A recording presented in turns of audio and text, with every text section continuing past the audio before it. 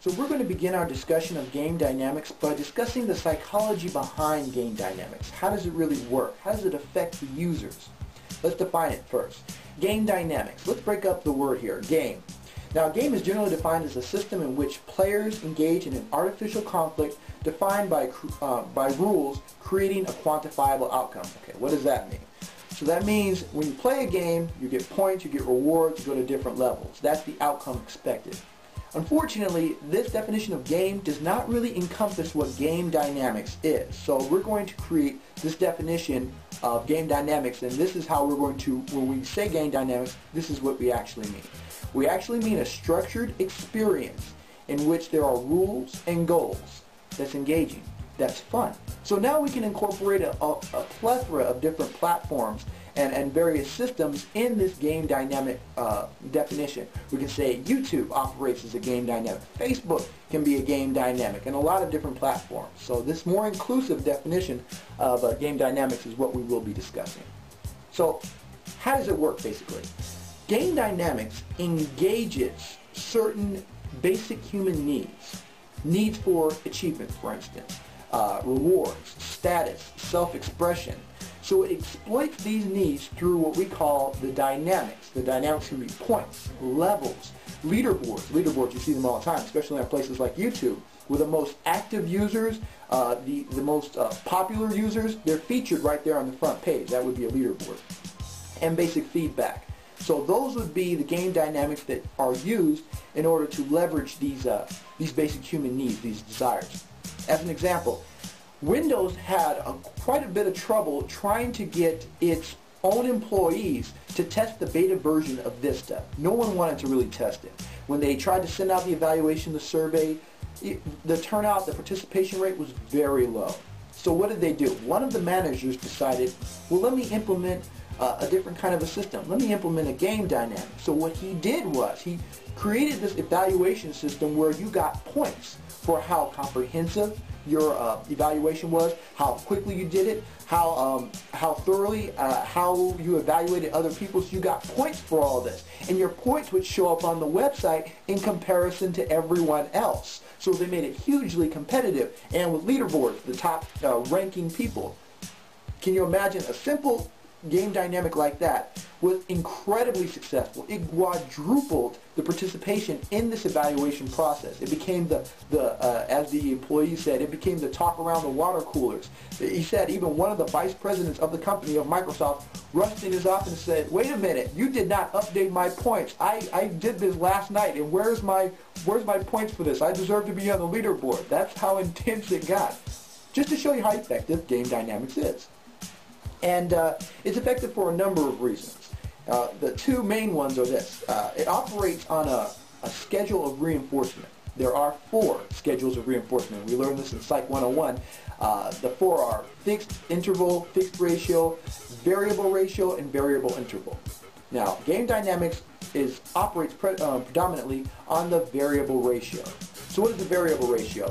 It's when a certain number of desired behaviors must occur before the reinforcer is introduced, but you don't know how many of the behaviors has to actually occur before you get the reinforcer. I know that sounds confusing, but it's pretty simple. Basically, it's like a slot machine.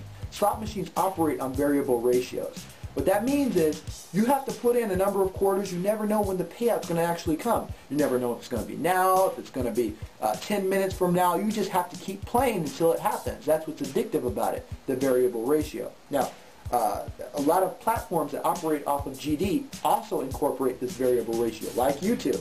You never know if the next upload that you put on YouTube is going to be the most viral video on the web. You never know if you stay logged off of Facebook, you're going to miss what's happening with your friends, the status, the updates, the posts, the comments. You might miss something. This addictive behavior behind Facebook and YouTube operates on a variable ratio schedule. And this is, in essence, what game dynamics really is all about. There's another concept here, flow. Flow was a term coined by a book called Flow, The Optimal Performance. And basically, through flow, what the writer was trying to convey was you need to have perfect matching system almost for the user participation. So he asserted this. He said, you know what, if you're going to create a game dynamic, the challenge level has to match the user level. See, if you have user skills that are low, but the challenge is high, people are going to get anxious, they're not going to do very well on this platform, they're going to give up on it. If they have high skills in this particular platform, but the challenge level is low, it's going to be boring for them. So what's the ideal flow for any game dynamic system? They said start low. Make sure that the user skills are low and that the challenge is low, and progressively increase to match or mirror the user's ability to operate or navigate the platform itself. And we see that in a lot of circumstances. I'm going to give you an example right now. We're going to actually go to a YouTube video that both incorporates flow and the variable ratio schedule. So let's take a look at that. Now we're going to examine a perfect example of game dynamic. It is a YouTube video. It's an advertisement actually. And in this advertisement is a video of a hunter camping out in the woods, and apparently he's being attacked by a bear. And he's debating, him and his friends are debating whether or not they should shoot the bear. What's interesting about this advertisement is they give you, the user, the opportunity to choose how this should end, whether you should shoot the bear or not. Let's take a look here. And this is a good example of game dynamics. Right now they're giving us the option to shoot the bear or don't shoot the bear.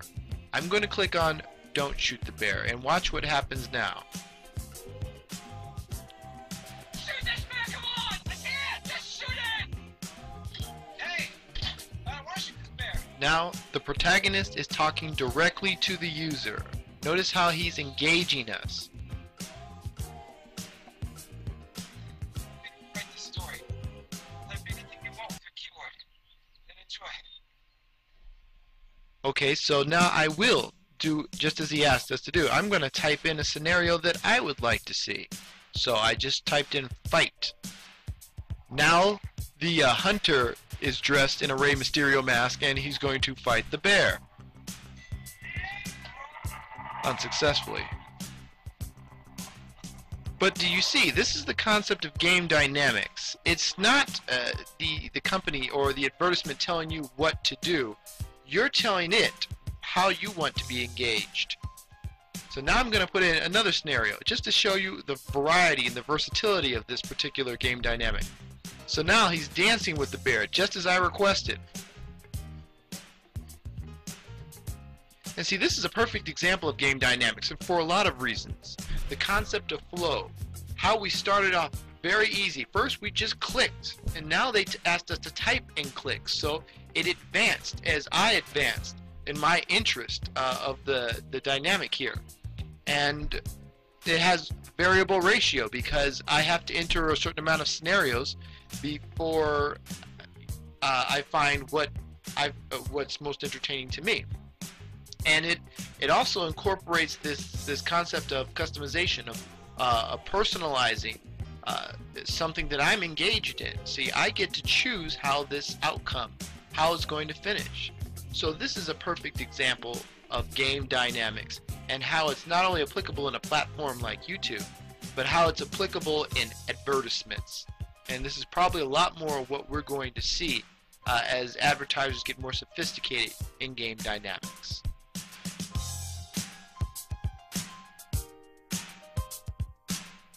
Okay, I'm going to talk about the different users and current trends in game dynamics. Within game dynamics, we have different kinds of dynamics. We have appointment dynamics, status dynamics, progression dynamics. In appointment dynamics, that's basically trying to get people in a certain amount of time, like giving them a time frame to come and do something. Like at bars, they have happy hour. Happy hour, people will come more and you get a discounted price for going at that time. And that gives people incentive to come back to that bar. With status dynamics is something that shapes the behavior of social pressure and statuses. So, like credit cards. Credit cards are a great example of status dynamics because they're all different colors and different things like that. So, like when you see like an American Express card and you see gold, you think, oh, they have good credit. Oh, their credit limit's probably higher. That's a form of status credits. And if you use like one credit card for all your purchases, you're rewarded by that. You get prizes, you get like trips, cruises, and all that kind of stuff. And then we have progression dynamics, which is success is earned gradually by completing a set of tasks. And a company called LinkedIn, they have an example of when you're filling out a profile, it gives you a percentage of how much you've completed it so far, and it gives you simple, specific instructions on how to complete it, which is good for users because it gives them a desire to finish the task that they started, which is basically the part of progression dynamics. People want to finish what they start. And then some current users and game dynamics. We have Facebook, obviously, which is like some games on it are Farmville, which allows you to, in Farmville you have to show up at certain times of the day, you have to complete tasks, and then you're rewarded for those tasks. We have Foursquare, where that tracks people, and you earn points and badges for the amount of times you go to the same places, and eventually you can become mayor of that place, giving you another reward. Nike rewards you for fitness milestones. We have Journeys. Journeys is an interesting one. Journeys, the shoe store. You walk into the shoe store and they tell you to pick out your favorite kind of shoe. You go around, you pick out your shoe, and then they'll tell you to try it on, and then they'll take a picture with your shoe, and they'll give you the picture, and that implements it more like, oh, you should really get this shoe, and then on top of it, they'll give you a discount if you buy it right then. And then another one is Wired magazines. They have a new thing where they're offering a contest. If you can find a character within that magazine, you get $5,000, and this character can be anywhere. So it's forming groups within the people who read the magazine, and it's allowing other people to come in and try to look for this character, and having more people want to learn about the magazine while they're learning about the magazine while they're looking for the character.